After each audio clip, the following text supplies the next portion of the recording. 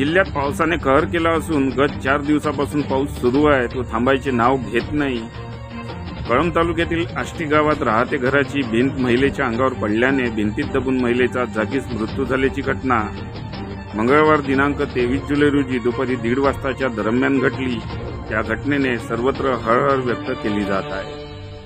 आष्टी येथील ward number 3 Bhimnagar परिसरात राहणारी महिला सीताराम वामनराव कांबळे वय 87 वर्ष ही सततच्या चालू असणाऱ्या मुसळधार पावसामुळे मातीच्या घराच्या भिंती पाण्याने झिरपल्यामुळे राहते घरच वृद्ध महिलेच्या अंगावर कोसळले। त्यात घराच्या भिंतीत दबून तिचा जागीच मृत्यू झाल्याची घटना घडली। या प्रकरणी मृतक महिलेचा नातू भूपेश संगपाल झांबरे वय 32 वर्ष याने कळंब पोलिसात फिर्याद दाखल केली असून तहसीलदार व तलाठी यांनी घटनास्थळाची पाहणी करून पंचनामा केला आहे।